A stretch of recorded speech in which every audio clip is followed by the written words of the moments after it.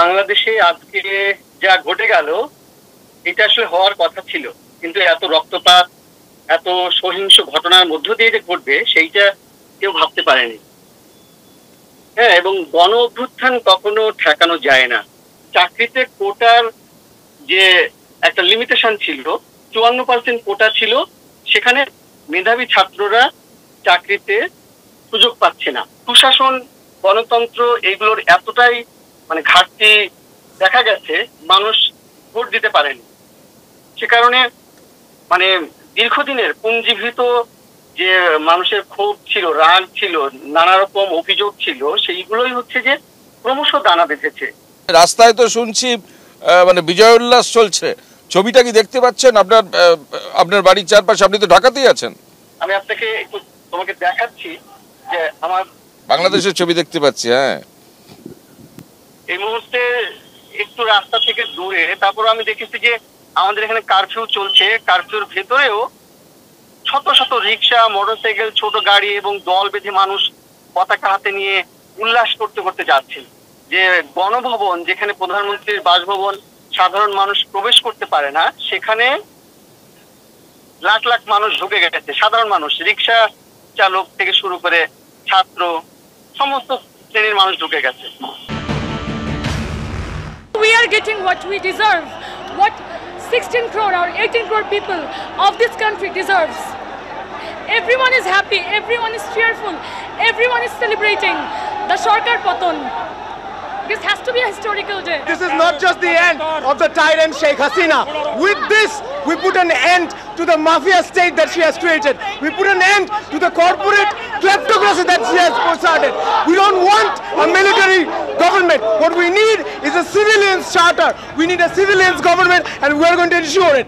আমি শুধু এটুকুই বলবো, আপনাদের হাত জোর করে সমস্ত সম্প্রদায়ের মানুষের কাছে, শান্ত থাকুন, সুস্থ থাকুন। কেউ কোনো সাম্প্রদায়িকতার মূলক আচরণ করবেন না এবং আইন হাতে তুলে নেবেন না। যারা বিপদে পড়বে আমাদের ভাই বোনেরা, কারণ এখনও অনেকে আছে, আমরা সেটা গভর্নমেন্ট অফ ইন্ডিয়া এবং গভর্নমেন্ট অফ বাংলাদেশ সেটা দেখে রাখবো। গভর্নমেন্ট অফ ইন্ডিয়া যেভাবে বলবে আমরা সেভাবেই করব। আর আমি সমস্ত পলিটিক্যাল পার্টি লিডারদের অনুরোধ করছি এবং বিশেষ করে সমস্ত জগতের সবাইকে, দয়া করে এমন কিছু পোস্ট করবেন না যাতে কোনো সাম্প্রদায়িক সম্প্রীতি এখানে নষ্ট হয়।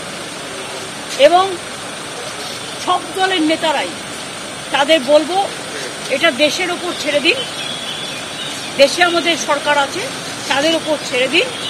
আপনারা নিজেরা এমন কোনো কমেন্ট করবেন না যাতে কোনো হিংসা বা প্ররোচনার সৃষ্টি হতে পারে।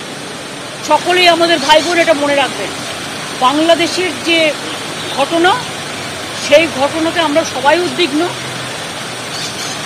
কিন্তু সেটা নিয়ে পোস্ট করতে গিয়ে এমন কিছু লিখবেন না বা বলবেন না যাতে বাংলার কোনো শান্তি নষ্ট হতে পারে বা ভারতের শান্তি নষ্ট হতে পারে।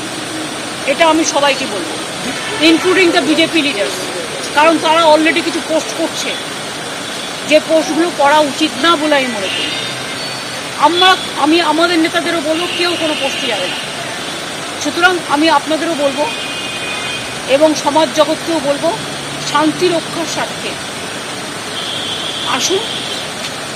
ইন্ডিয়া একটা কান্ট্রি, বাংলাদেশও একটা কান্ট্রি, কিন্তু পাশের যদি রাজ্যে কিছু হয়, আমার প্রতিবেশীর কিছু হয়, তার একটা প্রভাব পাশের রাজ্যে পড়ে। সেক্ষেত্রে শান্ত থেকে আমাদের পরিস্থিতিটা দেখে রাখতে হবে, সব সন্তানরা যেন ভালো থাকে।